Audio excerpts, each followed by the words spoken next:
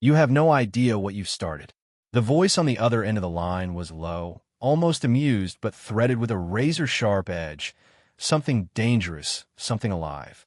Olivia Carter's fingers tightened around her phone, her pulse pounding in her ears. Who is this? How'd they have her number? You think this is about a slap? The caller let out a slow exhale, the sound crackling through the receiver like the hum before a thunderstorm. It was never just about you. It was never just about him. But now you're caught in something bigger than you can fathom. A pause, deliberate and heavy. And people who don't know want to walk away. They don't get to walk at all.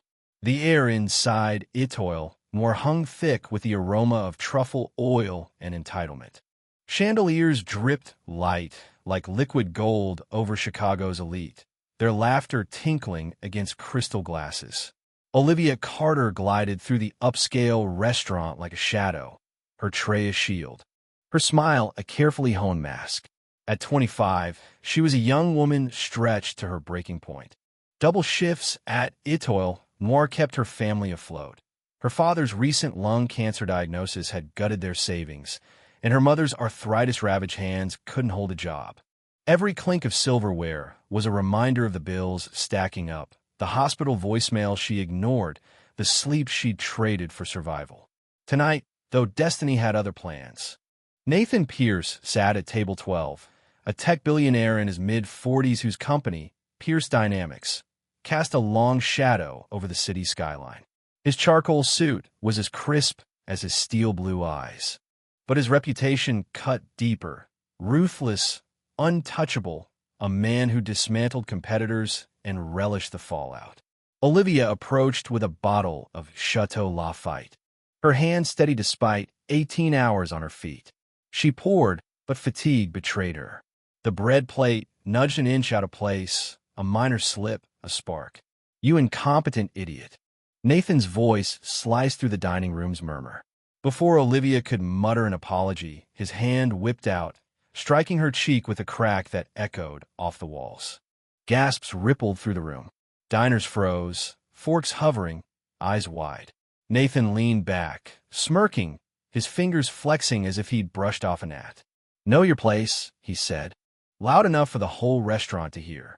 Humiliation seared hotter than the sting on her face, but Olivia swallowed it, retreating to the kitchen as the elite murmured behind their napkins. She pressed her palm to her cheek, willing the tears back. Not here. Not now. She didn't know a college student at table 9, phone subtly angled, had captured all. By morning, the video was a wildfire on X. Hashtag Justice for Olivia, trending as millions watched Nathan's cruelty on repeat.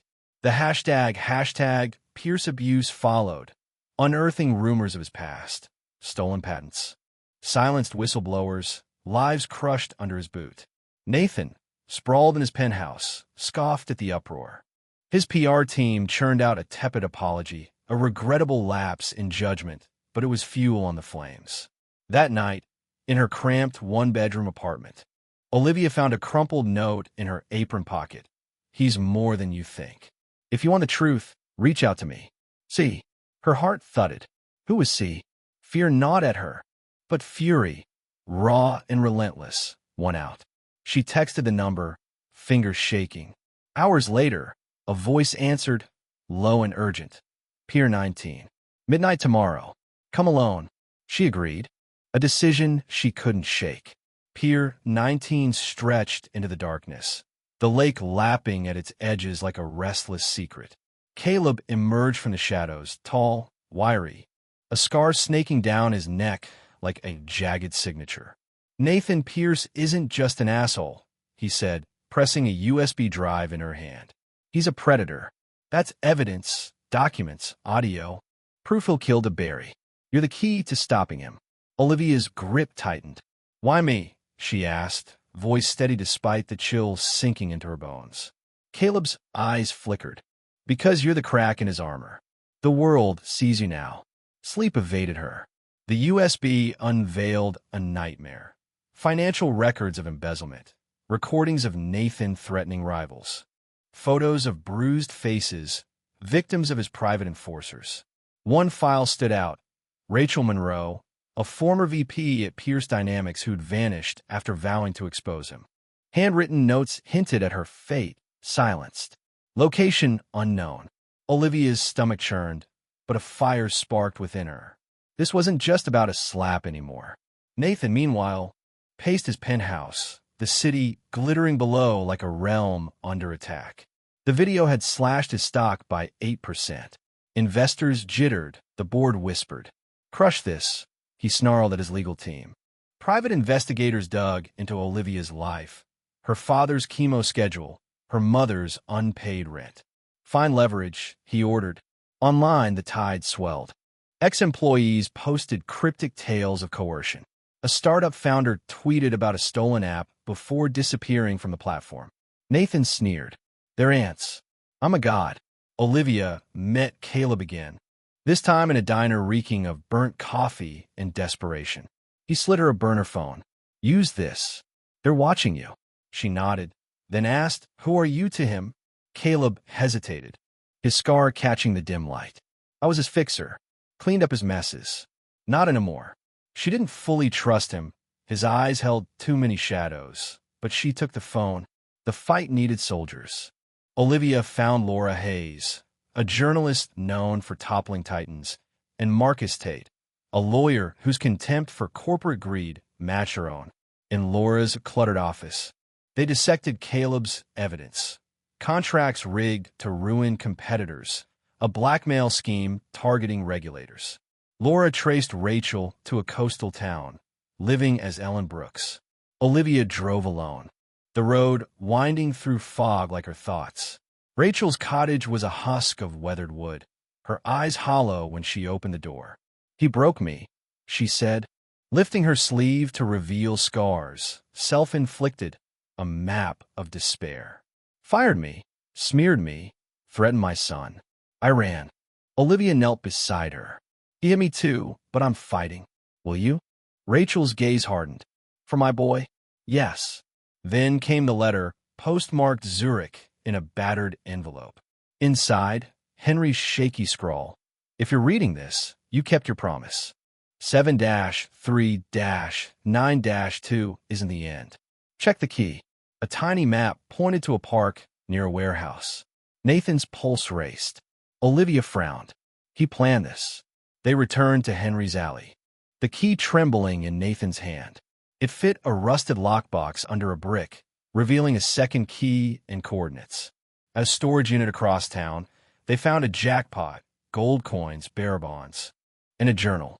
Henry's life spilled across the pages, his rise, his ruin, a secret stash built to atone. A final note read, "For the ones I failed, make it right." But the story twisted again. As their foundation grew, whispers surfaced. A woman named Sophie approached Nathan at a soup kitchen, her eyes sunken. "You knew Henry?" she asked. She claimed to be his daughter, abandoned after a divorce, now scraping by with 2 kids. No records backed her up, just a locket with Henry's photo and a letter he'd sent years ago, begging forgiveness. Nathan froze. Was she real? A hustler? Olivia dug in, but the trail was cold. Henry's ex-wife was dead, records lost. Sophie's story gnawed at them. "If she's his," Nathan said, "she deserves something." Olivia nodded, but doubt lingered. Then a break. A DNA test from Henry's coat at the morgue confirmed Sophie as his child. Nathan met her at the foundation, handing over a share of the bonds, enough to lift her family from poverty. "He'd have wanted this," he said, throat tight. Sophie's gratitude cracked something in him. The fortune wasn't just his, it was Henry's redemption, rippling outward. Another twist waited. Months later, a man named Victor, thick-accented, scarred, cornered Nathan outside the warehouse. "Marwood owed me," he growled. $500,095. You got his money, you pay." He flashed a photo. Henry, younger, signing a deal with Victor's name on it, a debt from a buried scandal. Olivia traced it. Victor was a loan shark, legit enough to sue. The document held weight. Panic flared. Lose the foundation's funds? Nathan refused. Olivia countered with a bluff. "We'll expose your racket in court. Walk away." Victor glared, then vanished. Days later, a fire gutted the storage unit. Arson, cops said. The gold was safe, moved earlier, but the message was clear. Henry's past wasn't done haunting them. Years passed. Nathan, Olivia, and their daughter Mia stood on their porch, the sun dipping low. The foundation thrived. Sophie's kids in school. The debt dodged. Henry's journal sat framed in their home, a testament to a flawed man's hope. Nathan fingered the tarnished key, now a talisman. Olivia laced her fingers with his, her strength his anchor. Mia, 16 now, hugged them both, her future bright. The rain that started it all felt distant, but its echo remained. An apple, a key, a promise. They built a life from scraps, proving kindness could spark miracles and redemption could outlast even the darkest debts.